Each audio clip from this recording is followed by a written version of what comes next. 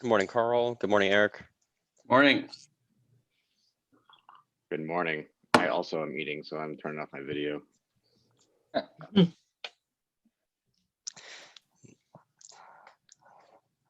All right, let's go ahead and kick off. Any public comment this morning? Reed, I think you're our No I don't think comment. she's here. I'm eating too. Oh, so she is no here. Never comment. mind. her comment is she's hungry too. Okay. Yeah. Let's take a look at the minutes from April 22nd then. Mhm. 21st. I think.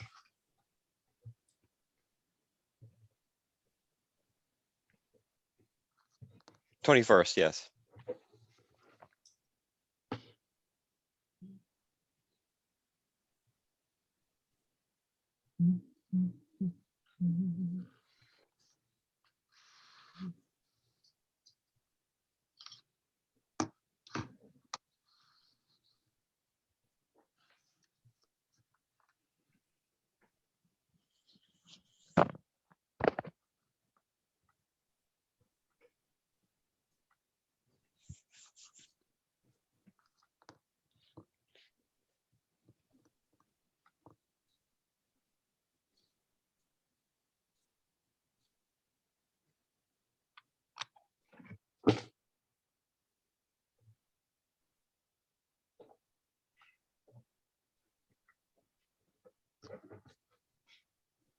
Minutes look good to me. I'll make a motion to approve the minutes.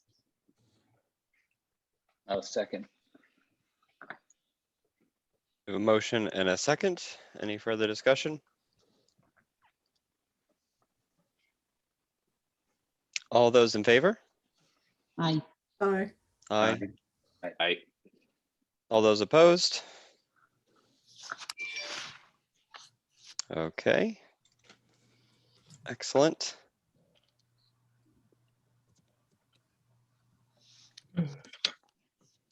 Looking at that, Melinda does remind me that a bunch of us owe blurbs about ourselves for the website. Mhm. Yeah. Did you send me something, Reed? I have not sent you something since the last meeting now. I sent you Okay. something. I sent Yes, you something got that last one. weekend. Yeah. Right. Okay, yeah, that would be good. Including you, Terry. Whoops, you're muted. Okay, Okay, yes, I just wrote it down to remind myself. okay. And we all have to try to be better than Gary's photo coming out of the bushes. Oh, okay, I'll have to look at that. What's that? Just Gary's photo. He's nestled up with some bushes, very nice bushes. All right, what's next here? We've got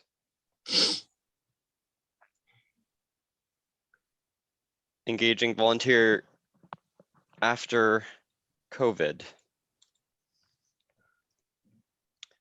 So I put this on here. I think it was an idea for an agenda topic a while back. And so I thought that maybe we could, I don't know, brainstorm.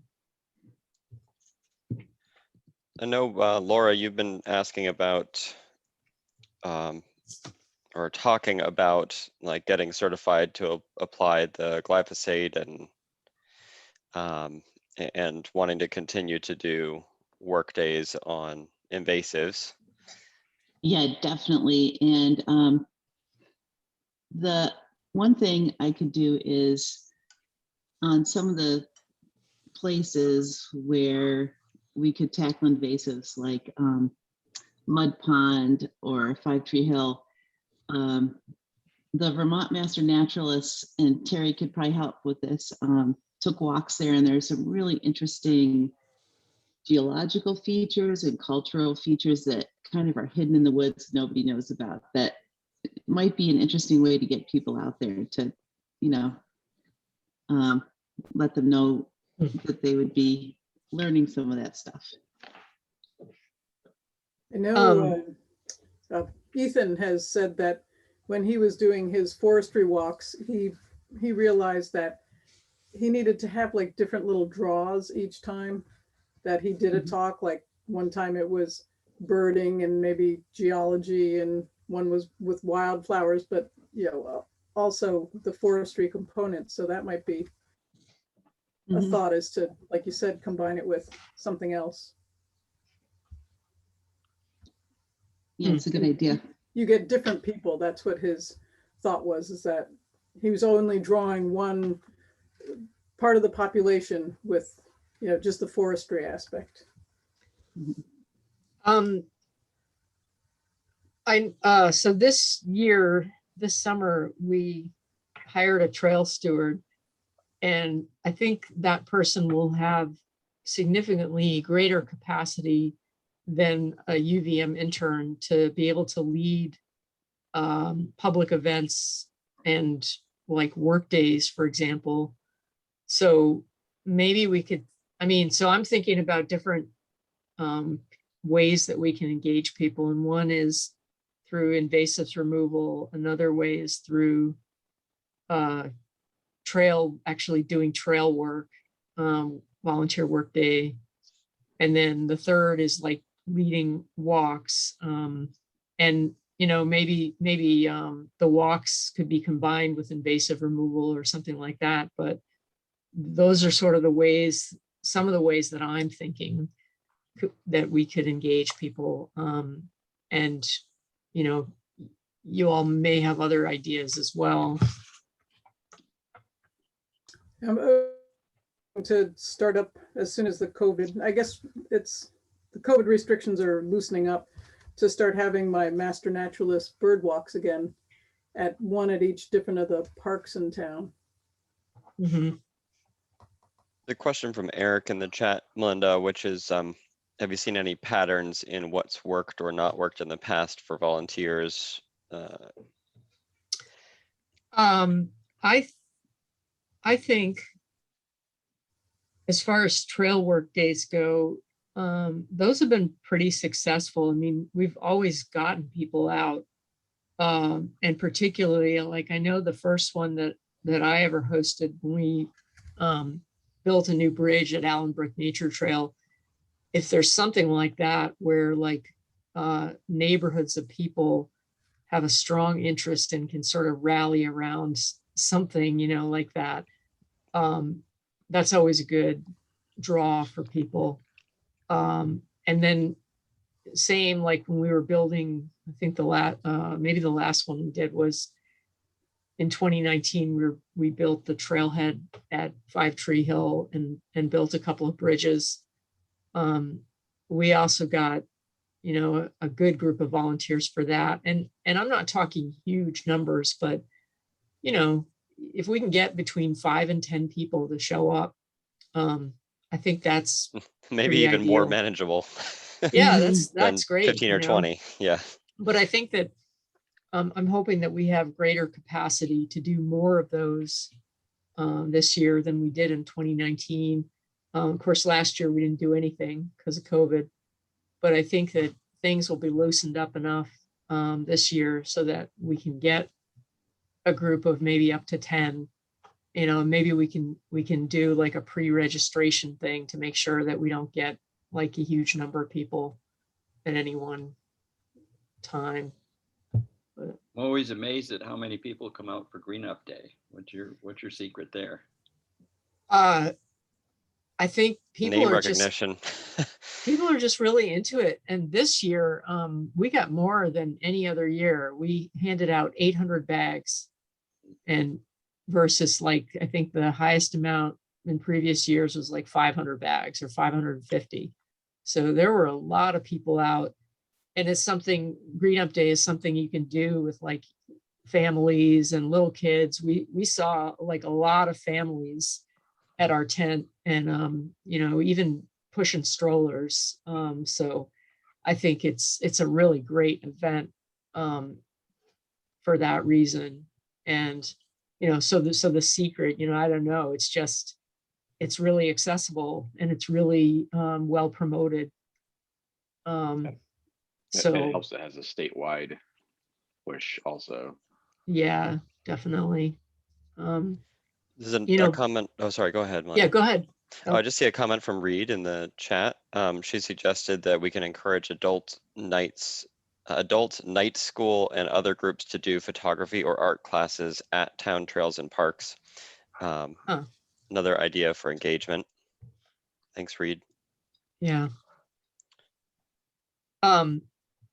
Along those lines, a few years back, LL Bean led some walks in Williston's parks. And I don't know if trying to think they did that in either 2018 or 2019. But that's another idea, is just Yeah, an kind of REI. promote that kind of thing, and Good. REI. Yeah, I don't know if REI would want to partner on an event at one of our trails, and then they can help advertise it or maybe bring in a different audience than the town usually would. Well, they're also good for volunteer work days. Like, they could probably partner with us doing a work project and get their staff to come and help out.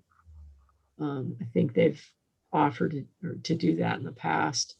Also, outdoor gear exchange. Yep. The I same. think I was at one of the LL Bean walks at Catamount, and there must have been 20 people. It was a bird walk, I guess, and Mm, it was incredible, the turnout. mm, Yeah, they have membership lists, right, or yeah. customer lists that are a different cross section than you get through advertising through the Observer or the town communications. Hmm. So I've been helping out with the North Hero Rec Department, and they just met yesterday morning, and they talked yesterday about how to engage the community, that you need to really have it out there, and using Front Porch Forum to get the word out, but not only just putting out like one note, one post. You have to really post like every week.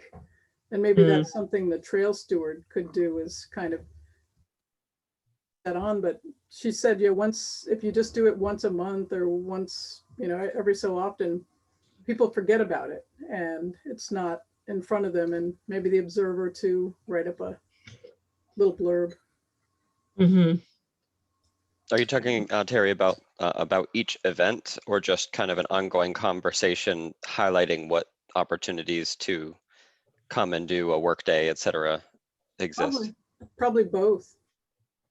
Do an overall article, maybe in the Observer, and then Front Porch Forum, posts weekly or whenever an event's going to happen, but more than just once or twice, because not everybody looks at Front Porch Forum every single day and looks at all the posts. So you can get a broader audience, I think, by posting more often.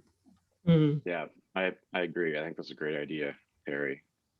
Just regular weekly posts, Front Porch Forum.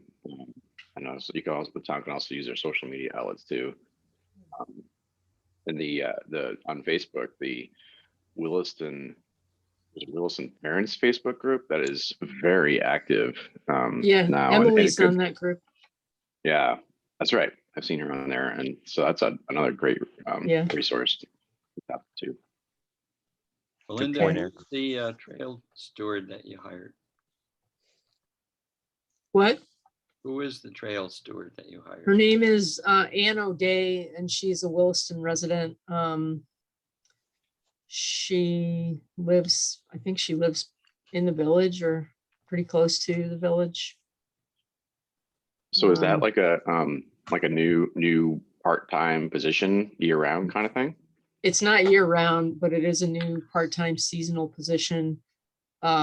We kind of mentioned the idea to Eric last fall, and he was really open to it and supportive. So Good. I think it'll be good to yeah. I think it'll be good. What does she bring to the job? What does she bring? She has done a lot of she's a pretty avid outdoors person. She's done volunteer trail work, working with Fellowship of the Wheel. So she's been on, done volunteer trail work. She's also worked with Local Motion, organized, like I think on their trying to think. I could pull up her resume and just kind of read from it. But she's, it's clear that she has some applicable volunteer experience, and that, so it just seemed like she would be a good fit. There was only one other application we received, and that was withdrawn before we could get a chance to even talk to her. So anyway, I think it'll work out pretty well. When does she start? May 26th. And it's a 4-month position. Would she be willing to come to the next meeting and so we could meet? Probably, yeah, probably. Well, actually, I don't know if the next meeting, but maybe the first meeting after she starts, I'll have her come. Yeah, one of the upcoming meetings. It'd be nice to meet. I imagine it would be nice for her too to have more connection to those working on conservation. Yeah. Okay.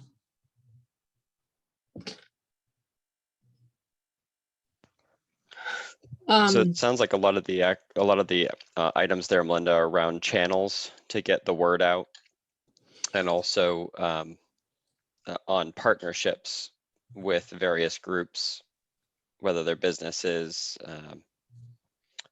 or, as Reed was mentioning, even school groups, et cetera, to try to get synergies with what they're looking to do. They're looking for activities, they're looking for outdoor stuff, community service stuff. I know the Scouts, was it Matt who was in talking with us about the Pine Ridge Forest cabin?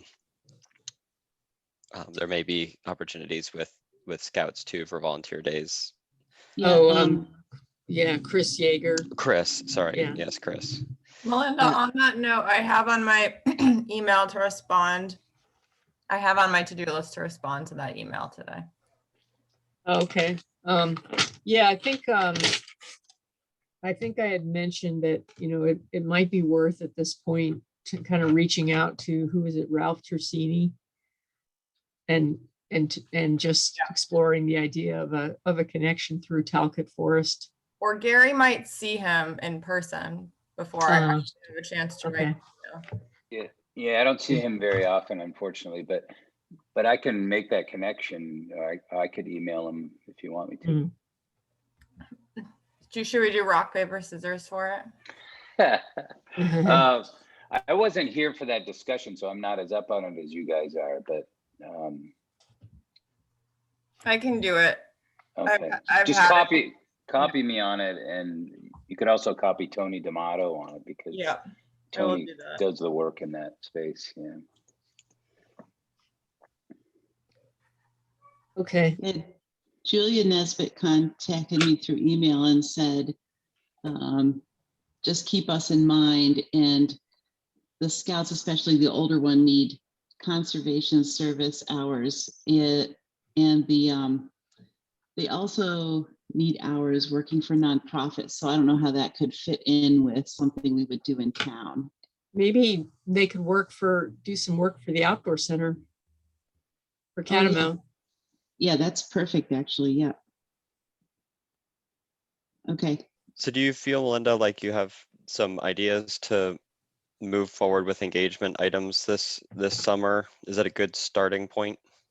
I think that's a good starting point. I'm trying to kind of figure out what's realistic in terms of number of events, and maybe it's just one a month or something, or maybe it's more. I don't know. I guess it partly depends on how much involvement and effort I'll need to put into each one of these things. If it's just, partnering with outdoor organizations and just saying, hey, do you want to lead some walks? And then they hand me a schedule of walks that they're planning to lead, then it could be definitely be more than once a month. But as far as activities that the Williston staff is leading, I think probably one per month, or maybe a total of 4 might be realistic. And then coupled with others, you know, or the other thing is, yeah, I don't know. I mean, depending on how much effort, Laura, you also want to put into sort of leading invasive removal work days. I know that you wanted to do some at Catamount. And so that, you know, I don't know how many we do there. Maybe we talked about maybe doing 2 or 3 or something like that. 2. Yeah. Mhm. So I don't know. We'll have to we'll have to see how it goes, I guess. Carl, do you know if Audubon is planning on doing any events at Catamount? And I know Ethan was supposed to be doing something, and Mark Labar was going to do a bird banding event. That's in South Burlington, I think, isn't it? Oh, I don't know. Oh, okay. I thought it was at Catamount. Okay. I thought there was also going to be a bird banding event at Catamount for some reason that, Yeah, like Kind of- June 6th or something. yeah, June I think the 5th. 5th. Okay. Okay. Mark Labar is Audubon, Vermont. Oh. So, That's right. It's different. you know, so he could be contacted to see if he's planning on doing something at Catamount. I haven't heard that. I have just came across yesterday that it was doing one in Right. South Burlington. So you're the Green Mountain Audubon. Well, Is yeah, Audubon but Vermont. very peripherally. I'm not intimately involved with them. Okay. Yeah.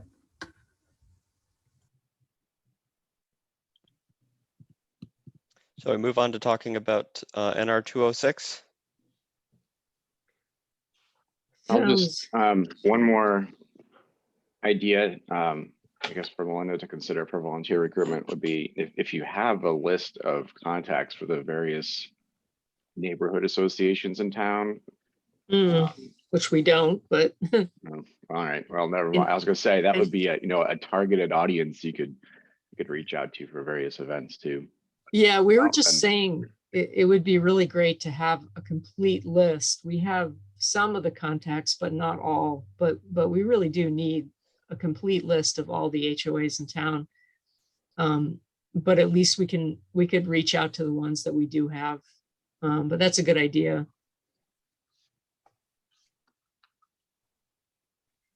Sorry, Reed. Nope, no, Just don't wanna get that in there. apologize. Nope. That was why I was asking, to see if there were any last ideas or we should progress. Okay. So I developed a kind of a short list. I just got an announcement yesterday in my email. And so the announcement says, okay, so as you know, this is a community engagement class that serves as the capstone in the Rubenstein School of Environment and Natural Resources. It is a hands-on course in creative problem solving designed around semester-long projects.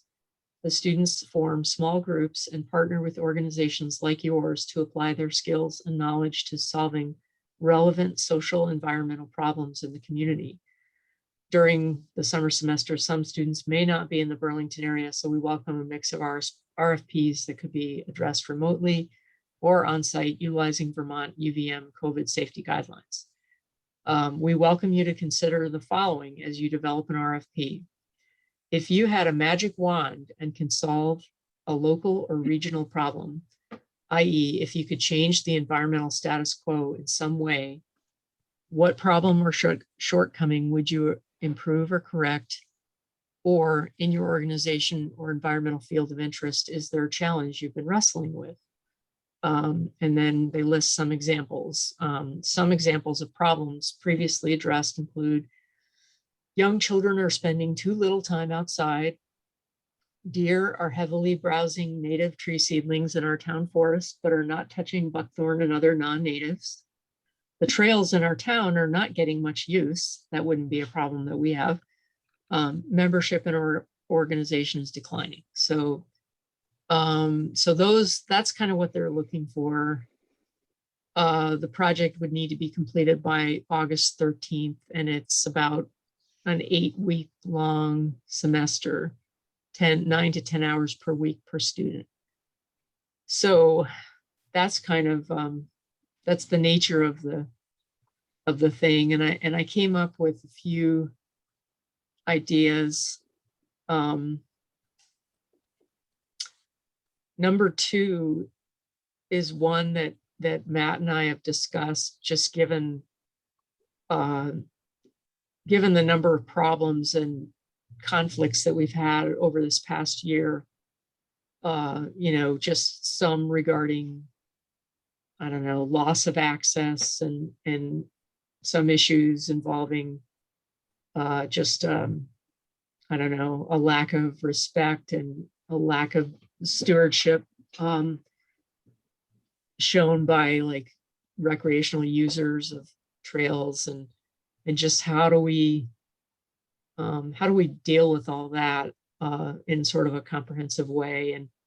And so we've discussed the town just having a really comprehensive policy about how it both how it develops new trail systems and or acquires new lands, and how it manages its resources, and how, just policies regarding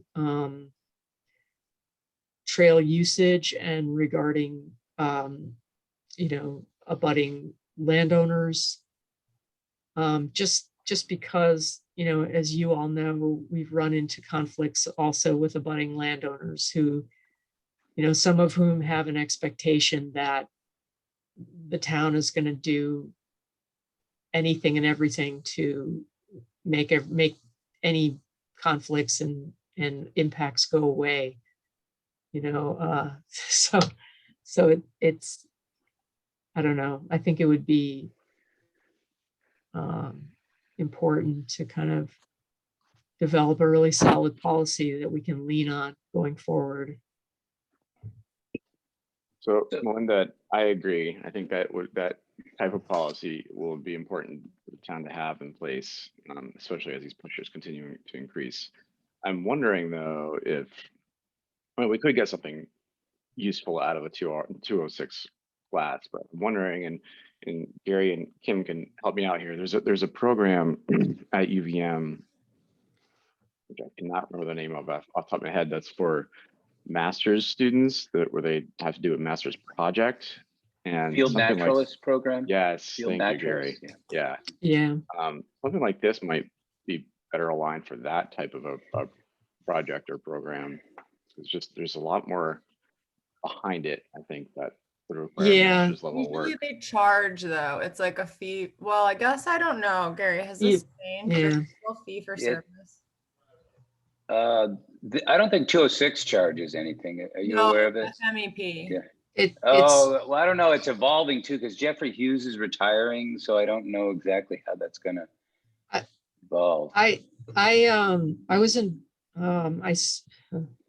several months ago submitted, or was thinking about submitting a proposal to them, and it was going to cost like $6,000. Wow. And at that point, we didn't have the money in the budget, but for a future year, maybe it's something we should consider for like maybe the next budget year.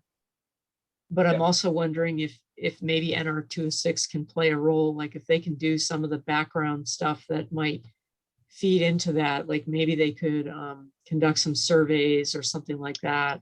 Yeah. I was also thinking about one thing when we discussed this a few months ago is we're lacking of data for trail use. So it'd be really neat if these guys could do some work, some assessments of trail use, and maybe make a plan for how we can gather that data in the future or something along that line. And that, you're right, Melinda, that would be valuable data for the next group, perhaps field naturalists, to come in with some data and start helping us make decisions. Mhm. Mhm. And like maybe I think one thing that Eric is alluding to regarding like the level of sophistication that NR 206 students are capable of is that it, as Melinda and maybe everyone in this group probably knows from past 206 projects, some of them are just like knock it out of the park, like graduate student or consultant projects, and some of them are not, right? Mhm. There's every graduate senior in the Rubenstein School takes this class, and it can be like kind of luck of the draw if you but I should say that like in a previous life I was the person that coordinated all of the community partnerships for this class and like dealt with like interfaced with the partners. So we just have to be prepared for all outcomes. Yeah, exactly. And it's great if you can come up with a project that's like, if they do the bare minimum, that's helpful. And there's also room for them to like, if they're going to be the rock stars, then there's like, you know, the scaffolded levels of achievement. Because you might get like, I would have students produce things that like I couldn't, like that's way better than I would have done. And then I would have students produce things where I would be like, I'm going to fix this before anyone else see it. I definitely know what you mean, having done or having partnered a few times. Yeah, the results can vary a lot for sure. I think the number 4 is an interesting one, Melinda, not to get off number 2. Yeah. But number 4 is an interesting one, and it definitely speaks to the social environmental aspect that the description mentioned. You know, how do you get people excited about the outdoor recreation opportunities that they have and get them not just to use the trails, but to continue to be enthusiastic about adopting and maintaining trails? That's an interesting one. And on number 1, I think mapping is the kind of stuff that can be done remotely.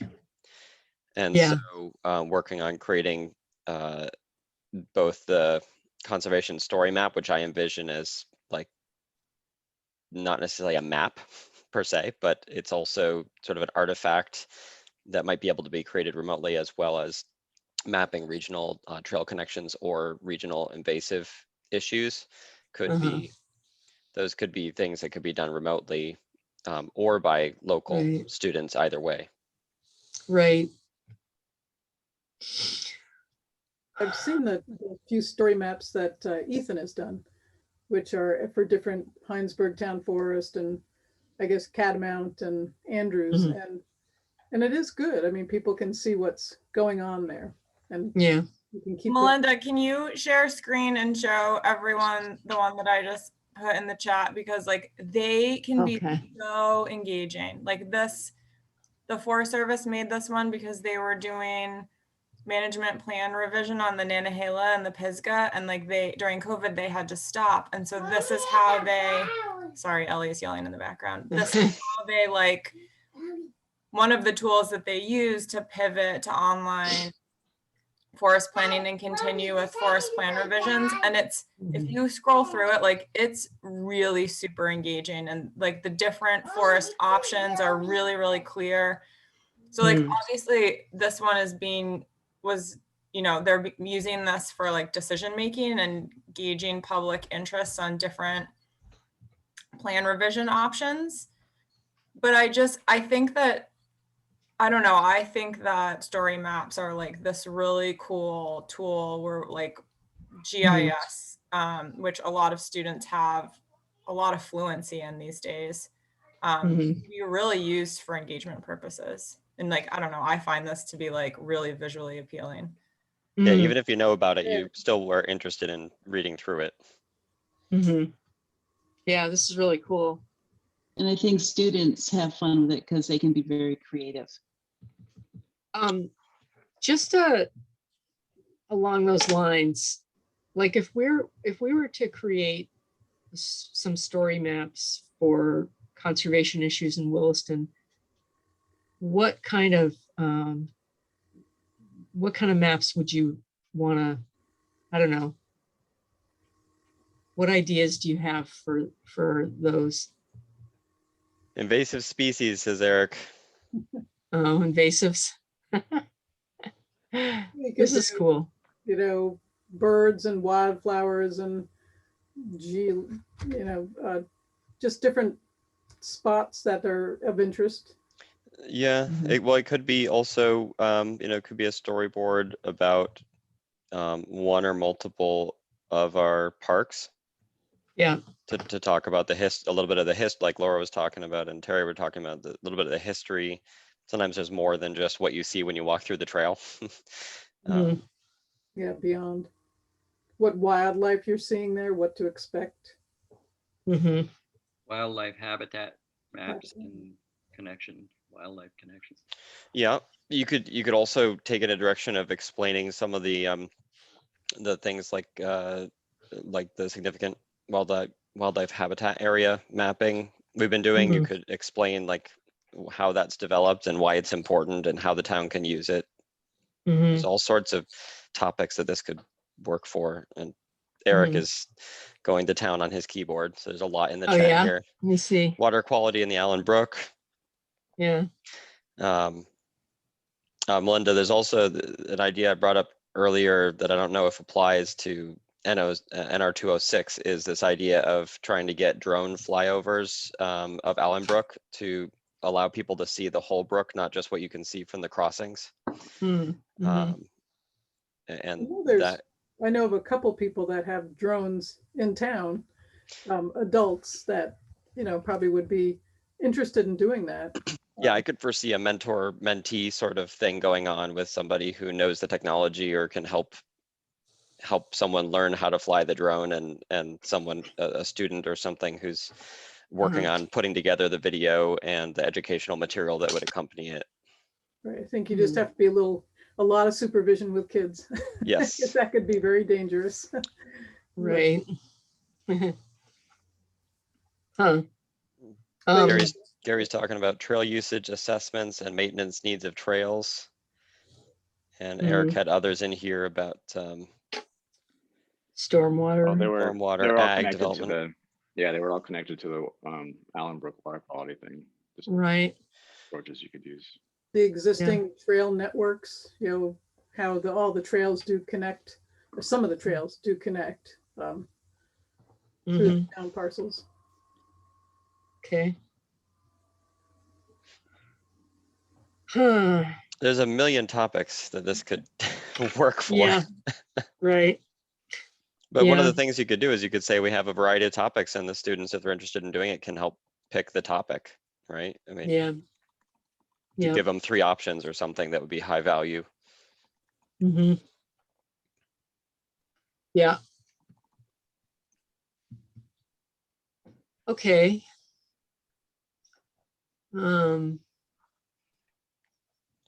Yeah. Well, if you were to say rank these ideas, what do you think would be the highest priority or the best fit for an NR 206 class?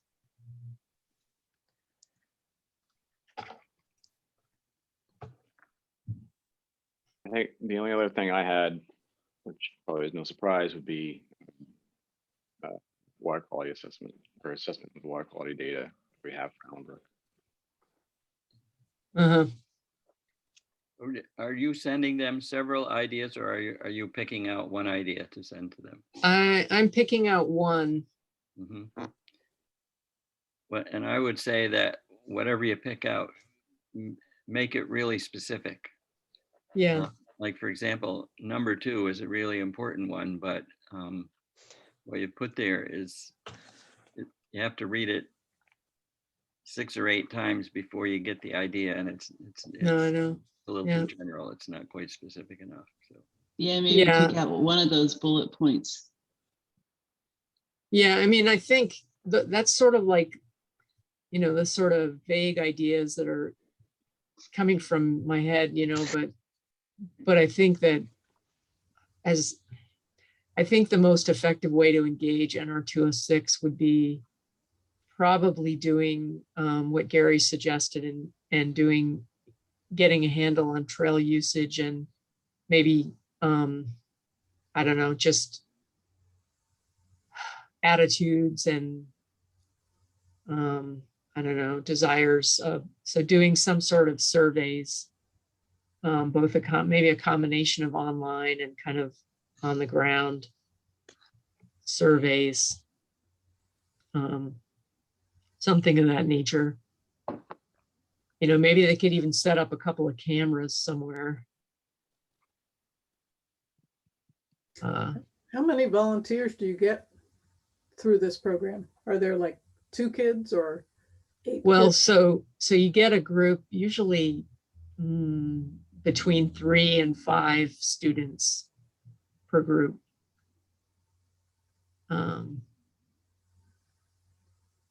So Melinda, do you have to go and give a sales pitch on this to the They're class? doing- Is that how that works? Yeah. they're doing it all virtually. So I have Okay. to submit a proposal, and then if the pre-proposal passes, or you know, if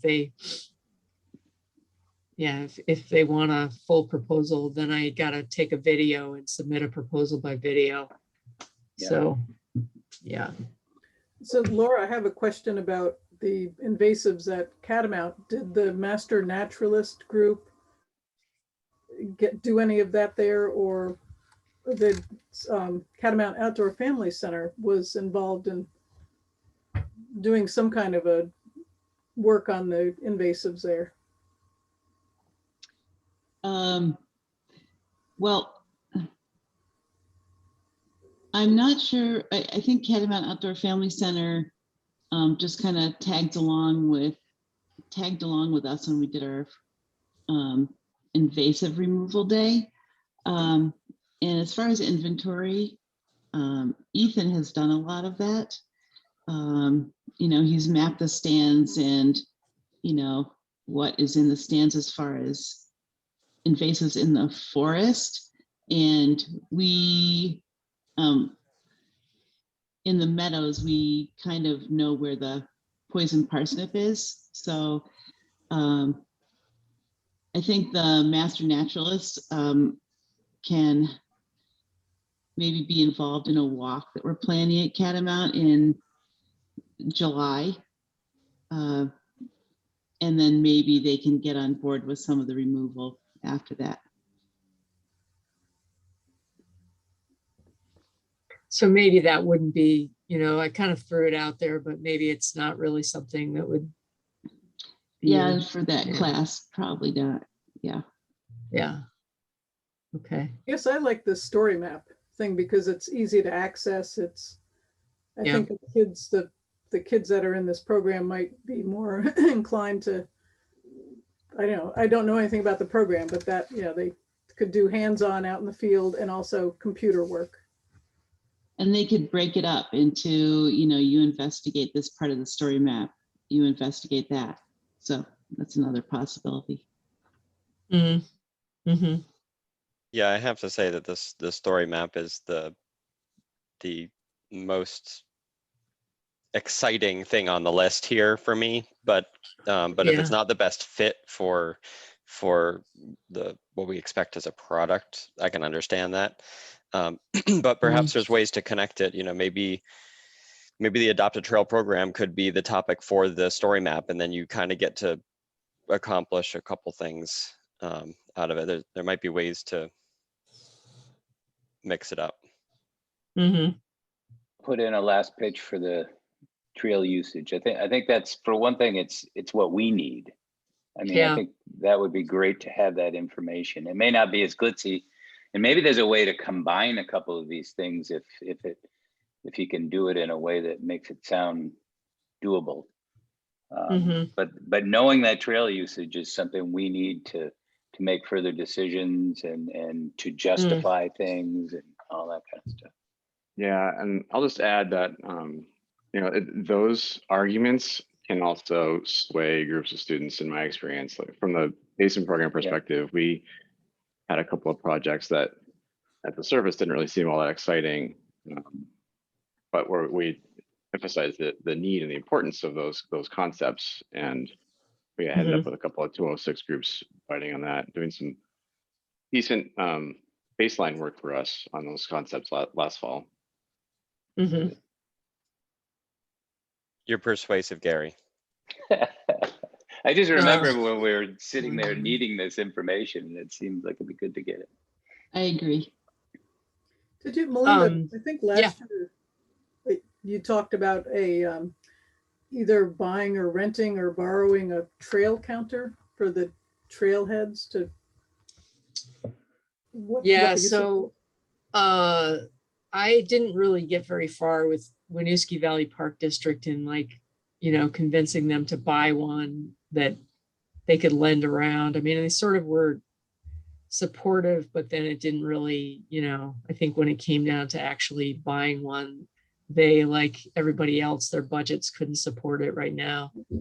But I mean, one thing we do have is we have a remote camera that I would love to get it set up on Mud Pond Road just to see how much traffic there is on the road. And that would be some way of sort of gauging usage. It wouldn't be like a trail counter, but it could be some way. I don't know. Gets a lot. I go by it almost every day. Yeah. So I think a trail counter is not something we're going to be able to buy right now. Maybe. I think SE Group, they don't really rent theirs out. They like to kind of do the work themselves so that they can charge for it, so anyway. Well, they've invested in the tool. Yes, that makes sense. Yeah. And I'm not sure. I mean, I could ask Chittenden Regional Planning Commission, but I don't think they have a trail counter. They have, they have traffic counters for the road, but I don't believe they have trail counters. Anyway. Yeah, I had asked the Boy Scouts too, and I didn't get a response if they could be trail counters. Oh, yeah. Yeah, I did that a while ago, but yeah. Yeah, so, speaking of Boy Scouts, Scouts. Sorry, Scouts. It would be nice to be able to use them for volunteer projects.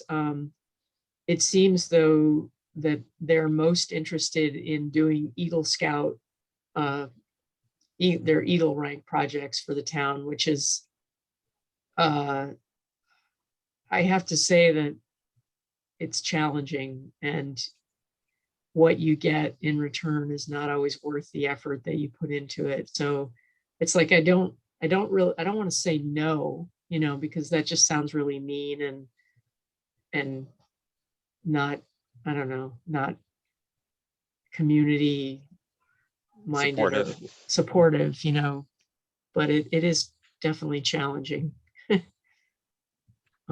Eric posted in the chat about potentially a grant to buy a counter, or maybe RPC level. RPC level. Regional Conservation Partnership. Is that what you meant? Regional Planning Commission. Oh, Regional Planning Commission level. Yeah, sorry, I was thinking. I don't. Yeah, maybe we could talk to the RPC Regional Planning Commission about applying for a grant to buy one could be shared across the county or something like that. Some kind of a grant to buy one that could be a shared model. Maybe it'd be the Winooski Valley Park District. Okay. There was supposed to be, Governor Scott had some big grant for outdoor recreation usage, but I mean, that was back during the pandemic. Is that still out there, or? Yeah, there's VORAC grant money, and there's some American Rescue Plan funds for outdoor recreation. I'm not sure whether it supports purchase of equipment like that, though. I think it is more for actually expanding access and maintaining infrastructure, not for planning purposes. But I could check. The one potential 206 project that like might actually garner some interest from students, like I can see students being interested in this, is having a trail user survey done the old school way, like the Bob Manning, how many people are visiting XYZ trail in XYZ National Park, which is like parking chairs. Yeah, that's actually what I was thinking about. Yeah, and like there's a lot of like was like a whole field of study that is like really systematic. Like they could research like the old methodologies that people like. It really was Bob Manning, who was at UVM for a long time. And he was a very prolific writer and has like many techniques that are documented. So they could like do a review of all the possibilities and which one would be like most appropriate for our given networks, because like some of them are like the trail counter works really great if there's one trailhead, like one access point. Yeah, right. But if there's multiple access points, then you need multiple ones. And then like the cameras work really great in like a bike path scenario, but less well like on certain types of trails. And Bob had like done all of this work about, like he did a lot of work about camera use and its effectiveness. And then the other thing that has become like really popular during COVID is a bunch of national parks are using social media to gauge trail use. And I wonder if students would like look into, I think there's still a lot of questions about the effectiveness of that, but like, because not all users are like tagging their location, but like, there are ways to scrape Instagram posts and see like, okay, who's tagging this location on this trail? And then if we look at their picture, can we tell if they were hiking, running, biking, picnicking, blah, blah, blah. That's a really good idea. I like that idea. That's Also really nascent, but I mean, I think it's like people during COVID were like, oh, wait a minute, can we get trail user data this way? Yeah. Another way would be, I've thought of like mining trail applications like, oh geez, what's the one that everybody uses? I have it on my phone, but like Trail Forks and All Trails. That's right. All Trails. I've thought of like trying to mine some of that data, and just the people that have been there and have tagged it on their whatever on the app. When I was doing my Adopt a Trail program thing on Mud Pond West, I guess was, I would chat with folks, and a good proportion of folks that were on those, they found it through All Trails, these trails in Williston. Yeah, I mean, the other thing you can do with those apps, especially All Trails, is go through the reviews and look for things like, I mean, I just did that once and just found, lot of dog waste along the trail, like, extremely muddy, and, so you can also get a handle on what people think about the trail and the trail condition and so forth. So yeah, a young person from the class would probably love to do that. I had to step out for a second, so maybe you guys already said this, but it sounds interesting to me to make a comparison among these several different ways of assessing trail use and maintenance, and make that more, that seems like it'll be more exciting for students. So okay, here's the problem. We don't know who's using or how many people are using our trails. What are the possible ways of assessing that? Ranging from maybe a trail camera thing all the way to social media efforts, and have them compare the data they get for the same trail and things like that to make it So that way it'll help them learn about the different techniques as well. Yeah, that's a good idea. I like that. Cool. Yeah, I like that Sounds, idea. sounds like also. fun to me. Can I join? Sounds like Kim and Gary and Laura are interested in that being the topic submission. Terry and Carl, would you be happy if Melinda ran in that direction with trail usage and different ways of pitching it to the class? Sure. Yeah, Yeah, that that's sounds good to me. Focus. Are you good, Melinda? Yeah, that sounds good. All right. Thanks, Gary, for selling us on the Ford And- instead of the Corvette. And Kim. Yes, Kim. And Kim, yes. Mhm. Sounds good. Thanks for engaging us on that, Melinda. Yeah, thanks for the ideas. All right. Next up, we are going to be, I see Pete that was able to join us. I don't know.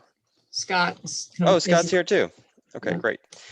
So we have Scott and Pete here to talk with us a little bit today and help, I guess I would describe it as deepen our understanding of development site plan review and how we can be more effective in making recommendations and evaluating proposals.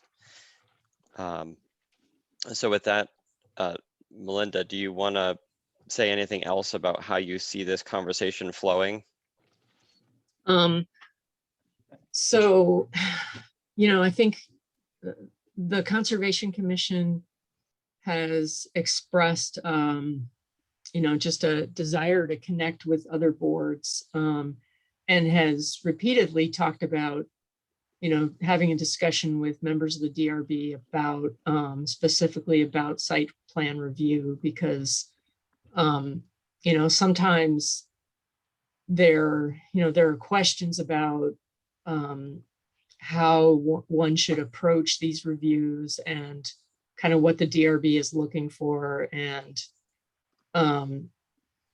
just wanting feedback about reviews of different projects and how they ended up going.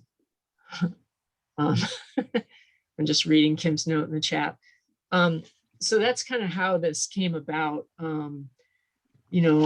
I don't know how, what might be the most productive approach, whether you want to just have a more general discussion or whether you want to look at specific projects and kind of do a critique of specific site plan reviews. One suggestion I would have is Pete and Scott, I would love for you to just introduce yourselves for anybody who hasn't met you before on our commission. And then the place I would like to start, Melinda, if it's okay with you, is just how does the DRB view the Conservation Commission's role? How do you think about us and our recommendations in the context of your work? And then maybe we can get into more specific things from there. Okay, is Pete on board? Yep, I'm here, Scott. Well, you're the chair, my friend. Why don't you start off? Okay, I will. Well, good morning, all, and thanks for the opportunity to be with you this morning. A couple of familiar faces. I know Gary from Patriots viewing parties at a mutual friend, and Laura and I go back to Williston Central School, where we had children there at the same time. So, hey, Laura. I've been a resident of Williston since 1990. I'm a Vermont guy, grew up in Burlington, Burlington High School, UVM. I have a civil engineering degree, and very briefly about my philosophy on the DRB is that our rule is pretty simple. the way I look at it, is we judge projects for compliance. Rules are given to us by others, and our role is simply to judge compliance with rules made by others. And fairness is paramount in how I run the DRB. So fairness goes to each side of, of the equation, if you will. So it's fairness to the applicant and it's fairness to the residents of Williston. And so those are really the guiding principles. And I think that Scott and I have spent a tremendous amount of time talking about this topic. And Scott was the DRB chair prior to me taking it over. And I don't want to put words into his mouth, but I think he views this in a similar way. So as a DRB, as the DRB chair, and when applications come in front of us, what would be most helpful from my perspective is when we get recommendations from the Conservation Commission that you have an actionable recommendation. So here's what we would like you to do.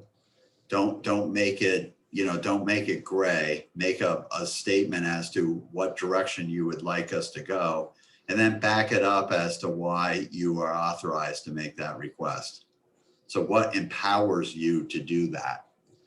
And then we'll review that as a group, as the DRB, and decide whether or not to incorporate that into a conditional approval.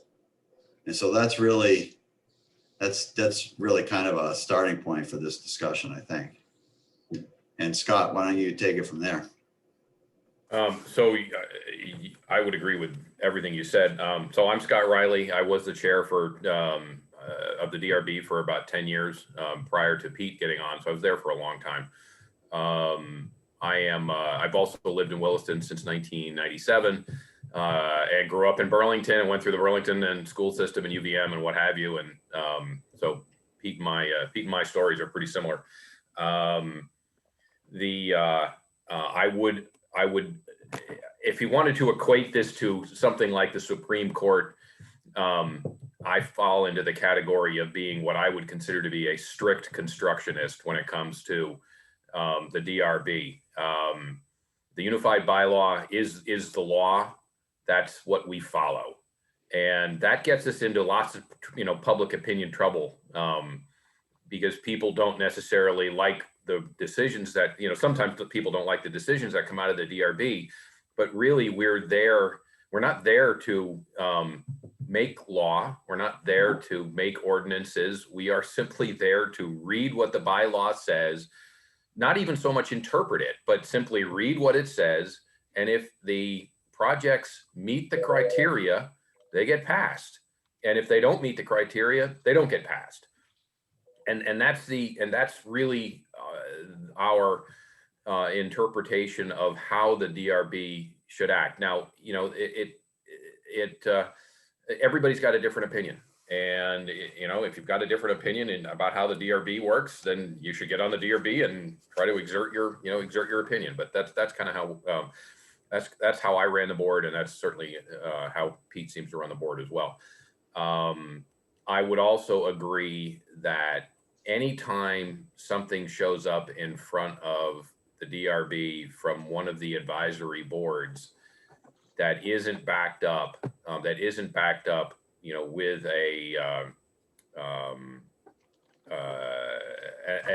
with something that isn't gray, we have a very tough time with it.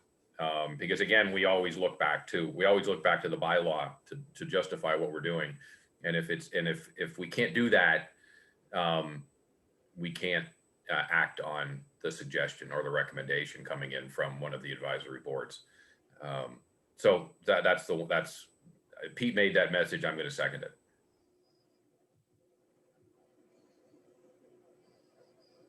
Thanks, Pete. Thanks, Scott. So at the last meeting, we did take a look at state statute and what there is for a charter for the Conservation Commission to try to better understand why conservation commissions exist in Vermont. What are they charged with doing? And in Williston, what's the vision or the objective of our Conservation Commission? And that this is a continuation of that conversation. So I want to open it up to everybody here to take advantage of this opportunity to ask any questions or talk about any scenarios that that maybe perhaps we struggle with or feel like we don't understand. I'll say to start that I hadn't realized that it would be the value that it would have to talk a little bit about why a recommendation is being made, what specific justification for that recommendation might help you guys when you receive it understand why we have recommended it and why we think that it should continue or be enforced.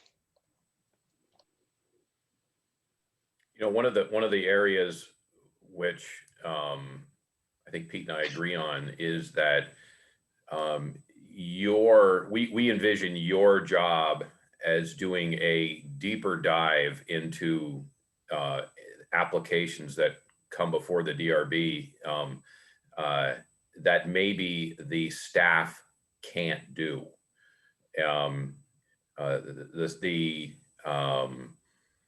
The staff is our gatekeeper. Again, sometimes we get criticized for passing everything that comes in front of us, which isn't entirely true, but it is mostly true, and that's mainly because the staff's the gatekeeper, right? And a project should never get in front of the DRB unless it qualifies. Now, that's not entirely true because everybody has the right. Every citizen or every developer has the right to appeal to the DRB, you know, for a passage of their project. But staff's job is to, you know, try to guide the project to a level where it can get passed, because it's a big waste of time if projects are coming before the board that don't stand a chance of getting passed. So I guess I envision your job as taking the projects that are coming before the board and have passed staff, and staff is passed on to you, and start to really tear them apart from your area, your purview. Yeah, one of the things that we've done, we've asked staff to do it, and they've done a great job at creating some graphics to communicate the kind of the way the process works for John Q. Public. When applications come in front of the DRB, it's not uncommon for us to hear, well, I don't like, you shouldn't approve this project because we've got enough housing, or we've got enough commercial, or 3 stories is too tall in that area, or there's too much density, or there's not enough density, which we hear sometimes as well, depending upon what your vision is for Williston. And we were hearing that enough where we realized that many people that are providing valuable input into the process don't understand the sequence of how it works. And at a very truncated and simplified description, the Planning Commission decides what can be built and where, and really the rules, and then they put it in front of the select board to be approved or ratified, and then that's given to us to judge the projects.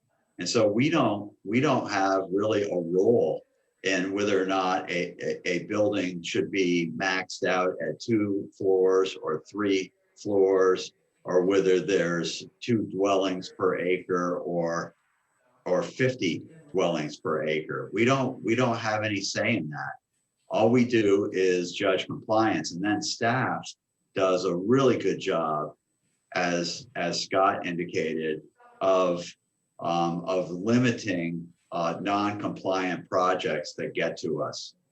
And that's the reason why I never have looked at the data, but I got to believe that our approval rate of projects that have come in front of us is extremely high. And that's because we're getting compliant projects in front of us. And if you look at our core mission, and then you look at that filtering that takes place by staff, that would make sense that it's a very high approval rate. Well, I'd like to ask, with regard to the recommendations you get from the Conservation Commission, are they, from your vantage point, most of the time appropriate and useful, or are they lacking in some way, and if so, how? And any criticism for us, or suggestions for us on how to do things differently? I only caught a portion of what you were saying, Carl. I don't know how I can correct that. Can you hear me better now? Yeah, a little better. I just wanted to ask if the recommendations that you get from the Conservation Commission are appropriate and useful. And if not, how can we, what do we need to change? What do we need to do differently? I'm just going by memory, but I think that all the advisory committees provide valuable input. I think the process is great. I think that if you go back to my opening comments, just if you could form, and I'm not saying you don't do this now, I'm just saying keep this in mind for the future, is to form your recommendation in actionable form for us. So don't say consider, or don't say, don't use gray words. Say our recommendation is that the DRB does the following, and here is why, and as empowered by such and such statute. I agree with that completely. Back it up with why you're recommending it, whether it's state statute or anything. Nothing is harder to act on if it's an opinion. Right. It just makes it really difficult from our side. And ultimately our board, who's issuing this quasi judicial opinion, it's appealable, right? So we have to make sure that any decisions that we issue will stand up, and that's this I think comes back to probably why Pete and I kind of view the board the way we do, in that is that the statute or the bylaw says this, right? So we follow what the bylaw says, because the minute we start deviating from what the bylaw says, we're going to get appealed, and it's going to go right out the door, and we're going to lose, and then we're going to lose control of the process. So if you can,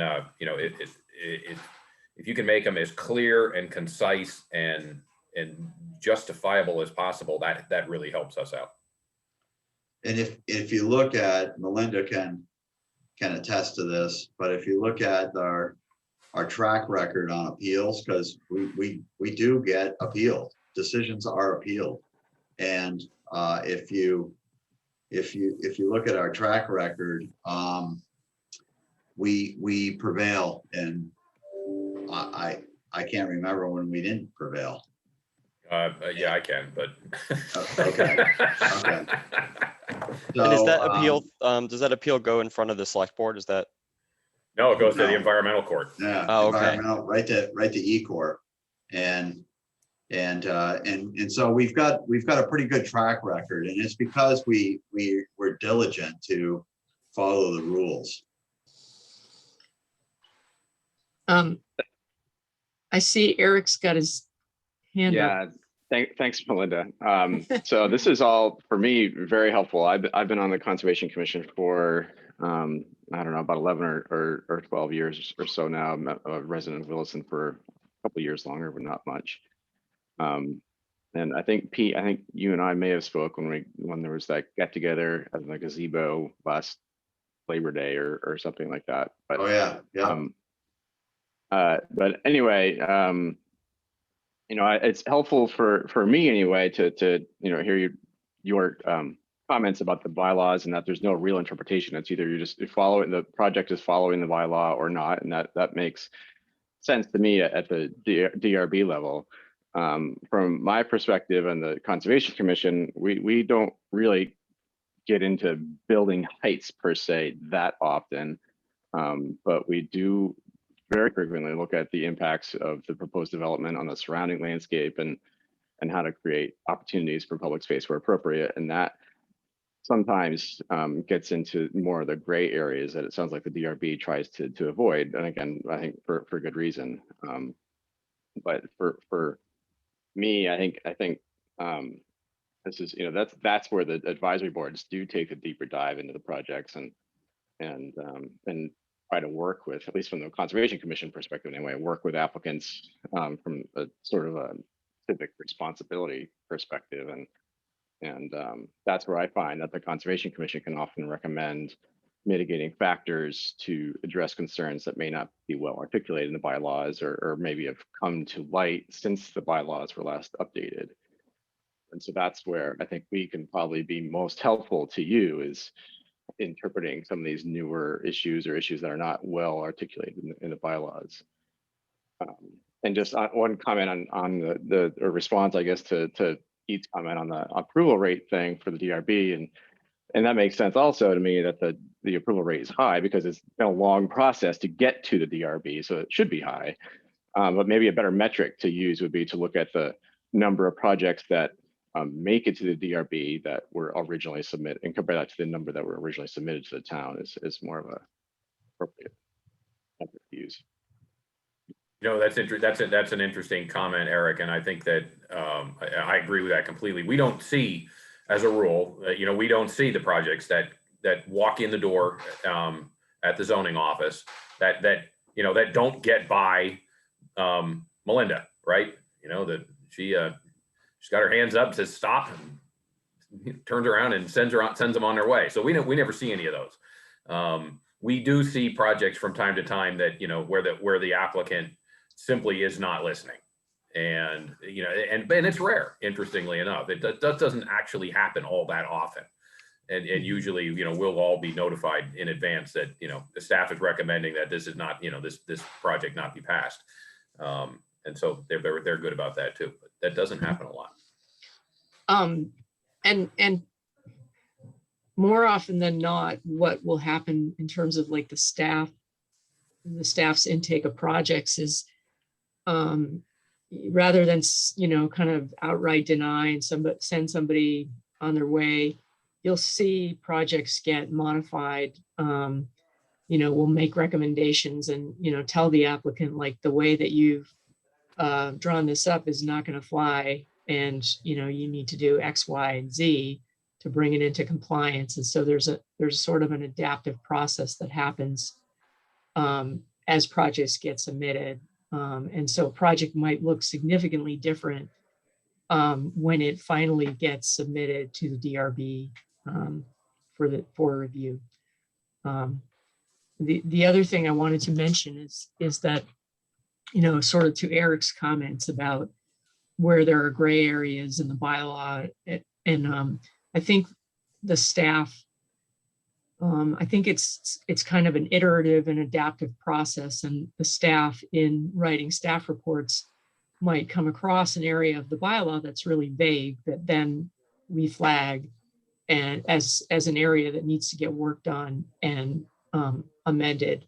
And so, you know, so there's a process of working through staff reports and kind of facilitating DRB reviews of projects. And as we do that, we're also continuously amending the bylaw where it doesn't quite jive with state statute, or where it doesn't meet the town's, work on meeting the town's goals. So, yeah. If I could just comment on Eric's thoughts, there's still plenty of gray in our world on the DRB. And if the Conservation Commission has a part of their charter is to, bring community space or community space alternatives or things of that nature, that's justification enough for a recommendation. Okay, it doesn't have to be, this is not a math problem. Okay, that's kind of the way I describe it is, there isn't an answer, but if there in your charter is a goal of doing something and you reference that goal as a basis for a recommendation, then that's adequate.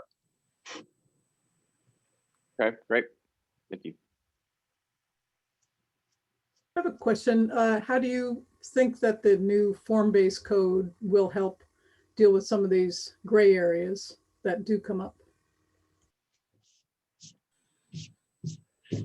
I don't know. I can't answer that. There's I'm going to have to see what finally is adopted and in the form that it takes before I can pass judgment on that. I would agree. I think certainly one of the goals of form-based code is that, at least for the growth center, the regulations will be a lot clearer, and so there will be less gray areas. The regulations should be very clear with regard to design and form and building height and all of that stuff. So yeah, in some ways it might be easier to administer that code. Right. I don't know until it's finalized. And so I think that's a coming attraction. The form-based code is solely in the growth area, right? So, right. So we still have all the other zoning districts that, that are unchanged. That won't change. I don't have an opinion on it either. It's going to be interesting to see how it works and how it plays out.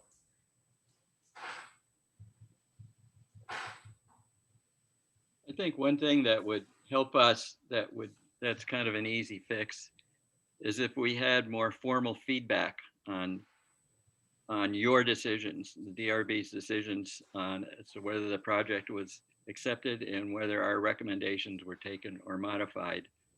And it seems like that's something that we can kind of work out internally. Oh, sorry. The tricky part on that is what we talk about in deliberative session is not for the public record. And so much of our discussion happens in that. And so that's a slippery slope. Yeah, I would agree. I would agree with that too. And Carl, I can certainly understand, the reasoning behind the request or what have you, but we issue a decision based on a vote on the board, and to then issue the thought process behind it, or maybe some of the dissenting votes, and I can see that getting us into a bunch of trouble. Doesn't mean it can't happen. It doesn't mean it can't happen at some level, or whether you are communicating with staff after the DRB issues its ruling. But for the DRB to start tearing apart its decision process, to me seems like it's something we're going to get a lot of blowback from. From the applicant or from people who are opposed to the project or for the project or what have you. It may just starts to fray the message that the DRB is generating. Well, what I had in mind was the final decision, which you know, basically the final public decision on your determination. And I can certainly be more proactive in kind of communicating those final decisions to you, like, you know, at the following meeting, or yeah, I can certainly provide some feedback on just the decision and what, if any, recommendations were modified. yeah, Yeah, I Gary. think that would, yeah, I was just gonna say that would be helpful if we just knew, you know, did you agree with our recommendation? Because if you don't, then we want to know why, if possible, so that we can modify our thinking or better understand what you expect. Yeah, I would argue that we don't necessarily want you to modify your thinking, Gary. You are coming at this from a direction that the DRB does not get into. And so consequently, the board is definitely looking to you as, you know, as the experts and the people who are, you know, are spending more time in your area of expertise or concern than we do. So, you know, we get the packet that the zoning office develops, and your advice is part of that. And so don't, you know, we don't want you changing your, you know, your positions. We want to know exactly what you think and how you believe your the Conservation Commission can affect the you know, the project at hand. That's good to know. And Melinda, I agree. I think that between you and us, we can address what Carl was talking about, the opportunity to just close the loop and understand, you know, what ended up happening to that project, and which recommendations ended up being part of a conditional approval, if there was a conditional approval.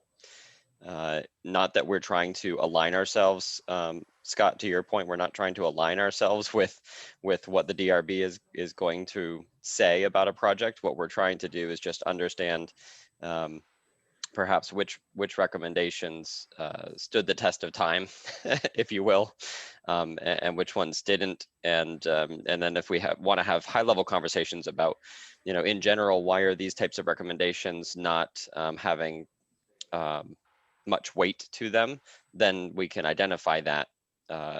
And we can also understand the bigger picture of what other recommendations from other advisory boards, et cetera, were folded into what you guys received in your packet. Any other comments or questions for Scott and Pete?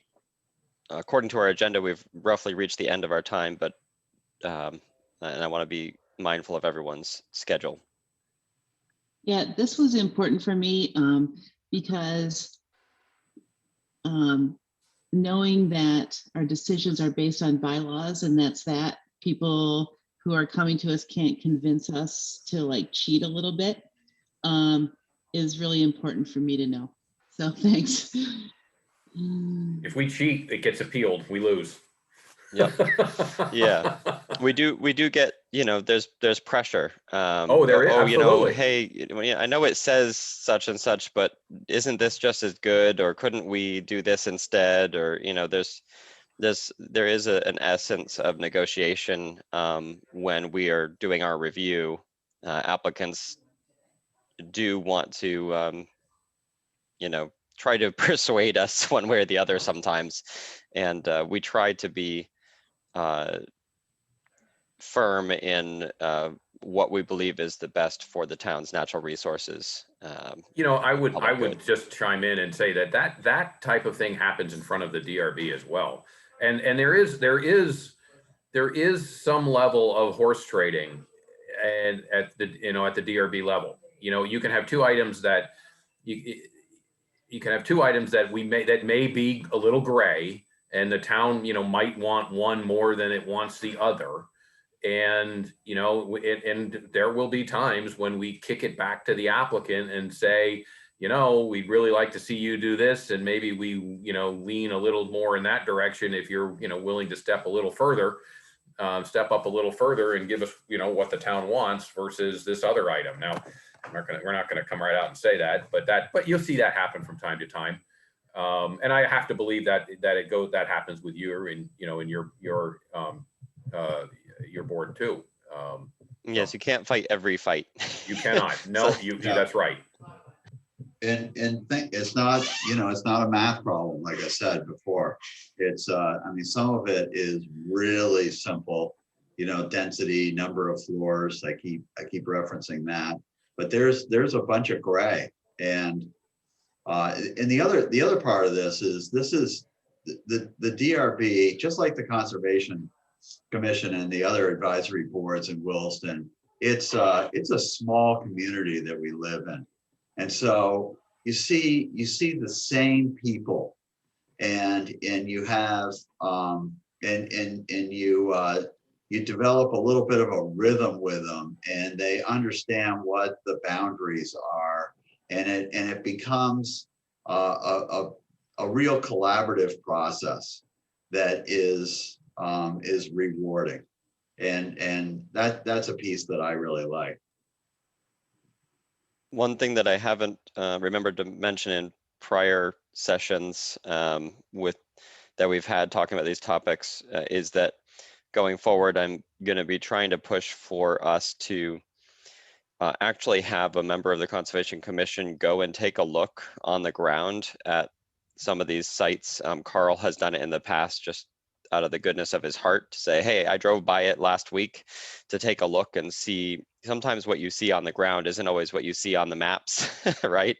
It's a little bit different in person. And so when possible, I'm going to be looking to see if we can coordinate to have at least one commissioner see something in person to be able to provide some feedback from that perspective when we're reviewing an application. Because there's things like, what really is left of an existing buffer, or what is the quality of that buffer. We can't always tell that from a map. So that's an example of the types of things that we're trying to find a way to improve about our evaluations. Yeah, and contours on a site plan, deceiving sometimes. They can be really deceiving. Well, if there aren't any further questions or comments at this time, we can just say a big thank you for taking the time to come and speak with us today. I hope this is part of an ongoing conversation. As Melinda mentioned, we're trying to be more connected to all parts of the ecosystem here at the town. And we actually are reaching out and likely going to have similar conversations with some other advisory boards, commissions, et cetera. Well, thanks for the opportunity. Appreciate it. Yeah, thank you. Thank you for your time. Yeah, thank you. This was great. All right. Have a good day, everyone. You Take too. care. Bye. Hold on. Okay. All right, staff report and other business is up next. Yeah, so mainly I just wanted to,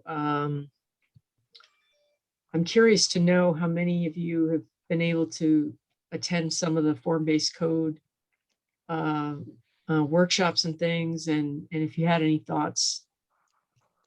Yeah, so I attended the one, was it Monday night or Tuesday night this week? Monday night, all blending together on me now. I did not attend any of the other events. I think schedule wise, it would have been, for me anyway, it would have been better if it had been in the winter when we were still in lockdown. That Saturday morning, 3 hours on Zoom on a Saturday morning was very tough. It was a nice day. Yeah.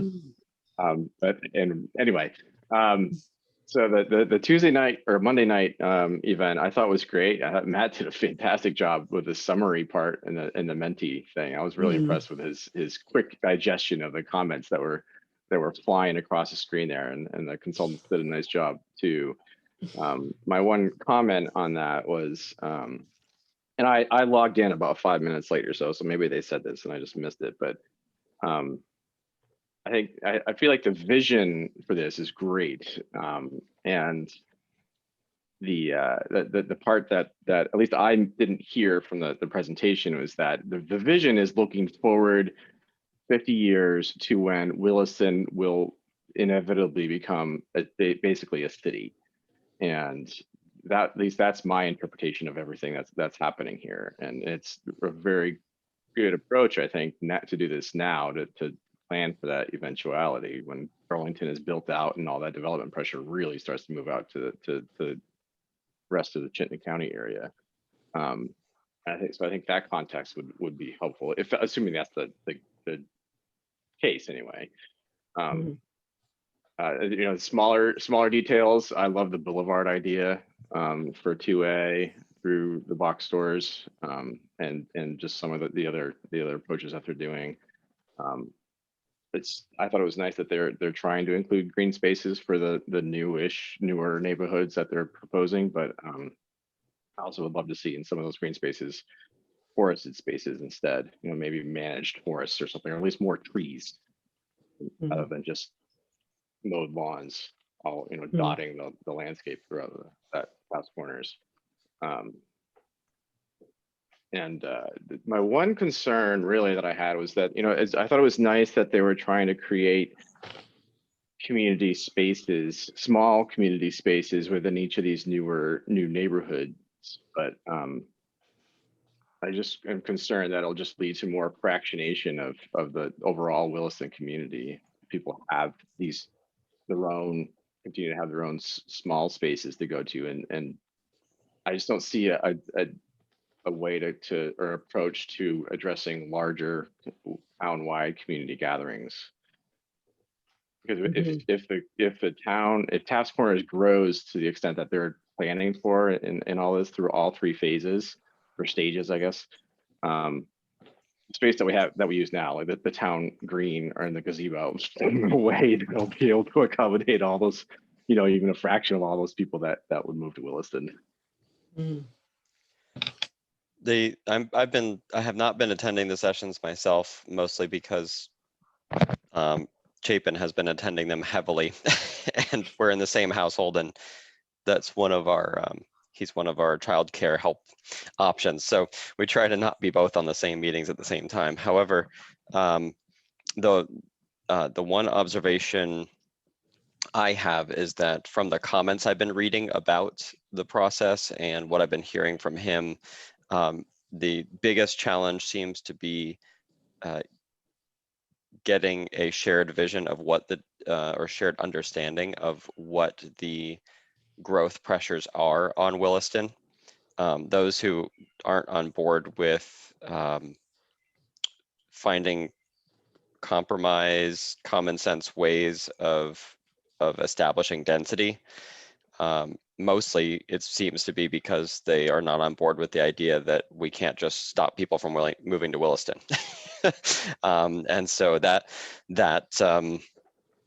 I think, well, it just seems like it would be wise to continue to work on that aspect, even while trying to actually establish a vision for what the objectives are. I think we need to continually be going back and reinforcing the understanding for everybody in town that, we can see what's happening in Burlington, we can see what's happening in South Burlington, and we can learn from how population pressures have affected other areas.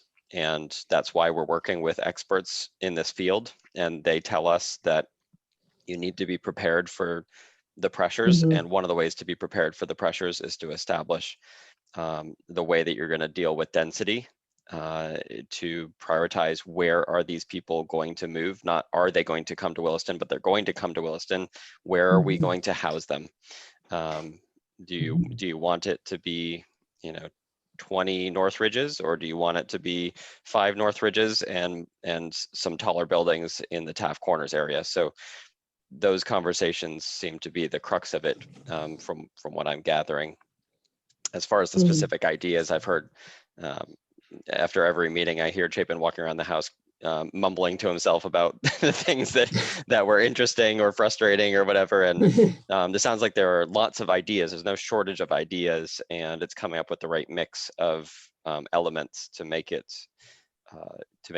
an enjoyable place to live. And the only comment I have that I need to make sure gets to one of these sessions is that having just moved in here at my childhood home in the village, it reminds me that if you want big, beautiful trees that provide shade, you have to plant them now if you want them in 20 or 30 years. You cannot wait and say, oh, now we're going to plant trees.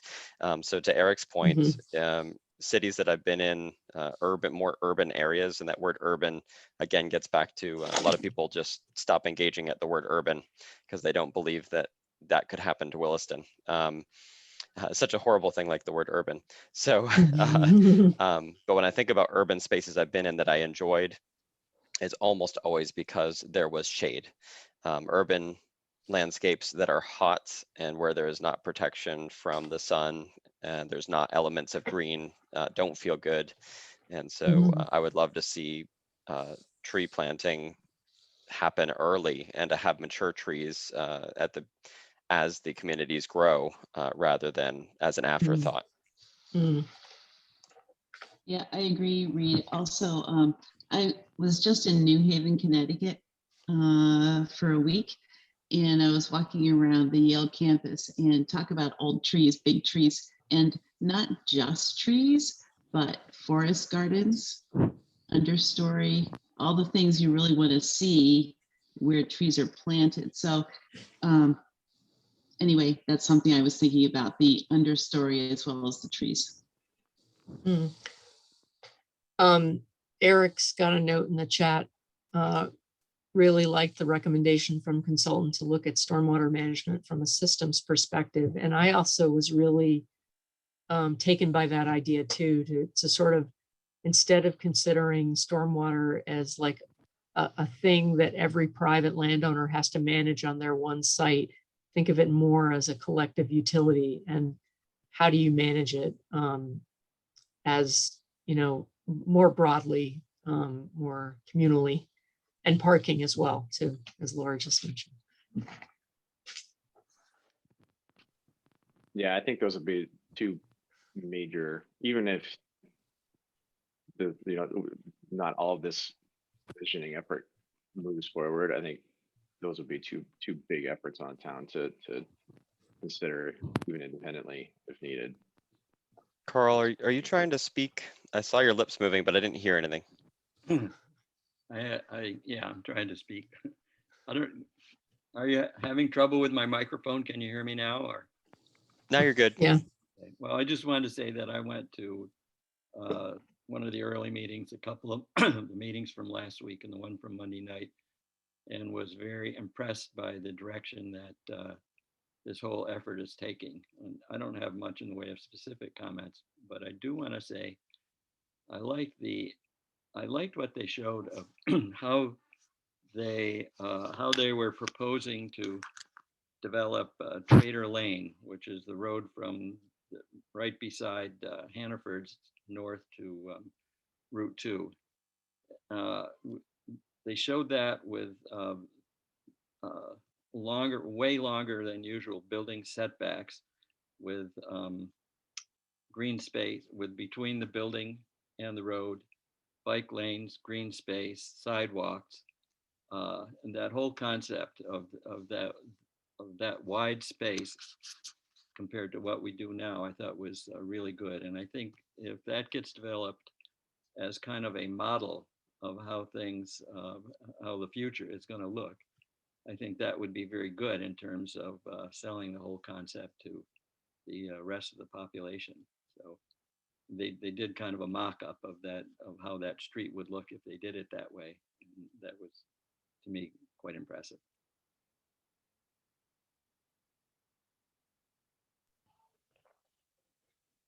Any other comments on this topic? I know, Melinda, you've been involved in a lot of the sessions. Yeah, go ahead. Yeah. Well, I have a somewhat related topic, and since we're talking about trees, I think it looks horrific where they've taken down all the trees over near Home Depot. And I mean, I guess that was the plan. I wish they had adopted our plan of interplanting first, because it would have looked a lot better. But Melinda, do you know their plan? I mean, are they gonna immediately replant in those areas, or? I don't know what the plan is. I Was, think, was that part of the, I saw that too, Gary. Is that part of the ash tree removal Yes. program? Yeah. Yeah. yeah, they were all ash trees. Right. And the plan is to replace them. I just don't know when. But that has definitely elicited a lot of comment. I bet. For sure. Yeah.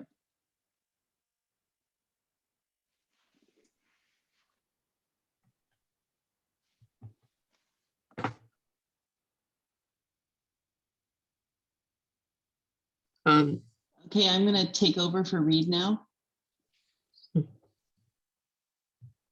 All right, so if we're ready, Melinda, would you like to talk about the Regional Conservation Partnership news? I don't really have much news. Just I think at our last meeting, we were talking about maybe looking at breaking up into more focused groups, each working on specific project areas. But the group has definitely been sort of stalling on momentum, like sort of getting any specific things done. I mean, the meetings have been great in terms of sharing information, but as far as like working on specific projects and getting work done, it's been pretty lagging. So, we're just kind of continuing to sort of muddle forward and share information, which has been helpful. And I know that South Burlington is planning some events this summer. I think I forwarded you a couple of flyers about events that they're happening in South Burlington fairly soon. But if anybody wants to come to one of those meetings, I'd be happy to, send information around. And I believe generally it's the last Wednesday of every month from 1:30 to 3. But let me know if you're interested. I'll forward you a Zoom link or a GoToMeeting link, I think it is.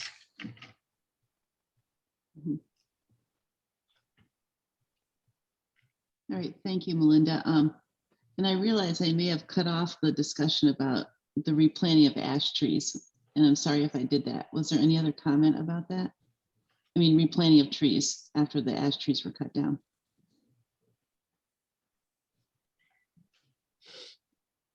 All right. Okay, is there anything else that anyone has? Just a question, I guess, for Melinda.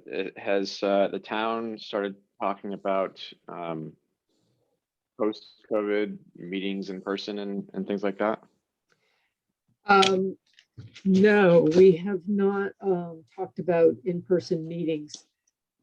Starting next, so there's been sort of a phased-in plan of getting staff back at the office, and as of May 10th, which is next Monday, the planning office will be the last office to kind of have all the staff back working in the office full time.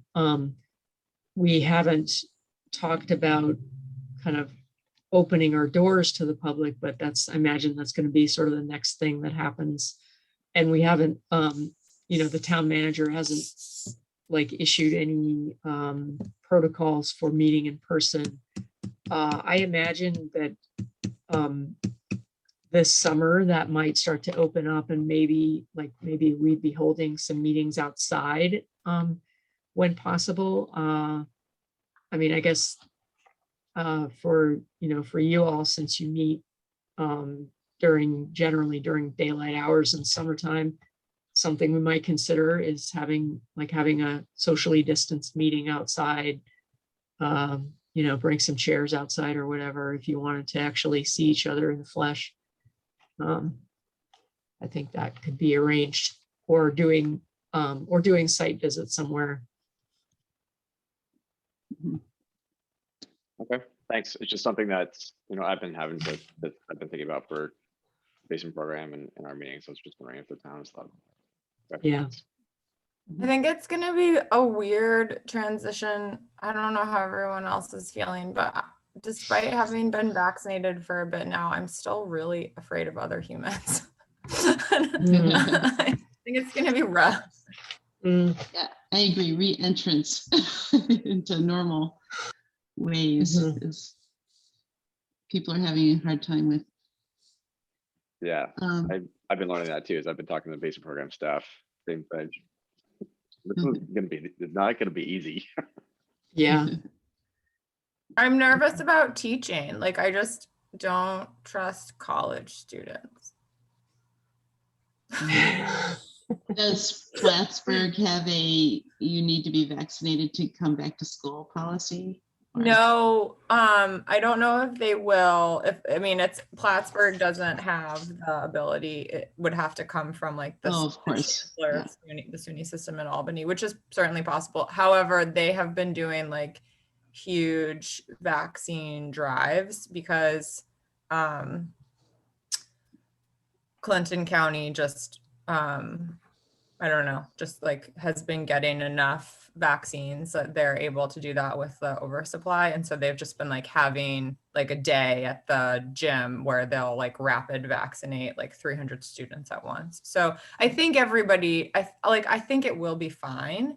And our capacity is still going to be low. And luckily our building, because it's like the science building and like every science department is in it. And that means like the chem labs with like the hoods, we have the best HVAC system on campus. I just feel like it's like more in my head that like, for the last year, I've been like, other people are dangerous. And I don't know how I'm going to overcome that. Hopefully it will happen quickly. Other than that, the Catamount Forest Committee is in our next meeting also coming up with ways to engage the public. So if anybody has any ideas about that, we're going to be chatting about it. And we certainly do have some ideas about walks and invasive removal. But if anybody else has anything, let me know. All right. Anything else, Melinda, about upcoming meetings? I think next meeting, we're going to try to get Jens back here to talk about significant wildlife habitat. I'm going to pull together some actual draft language, or at least come up with some different approaches from other examples to be able to talk about actual language. And then beyond that, June 3rd is somewhat open. We could start thinking about the next management plan. And then June 17th, we want to discuss kind of upcoming, sort of an overall work plan for the next fiscal year, things that we want to try to accomplish. And then looking at nomination of officers for the next fiscal year.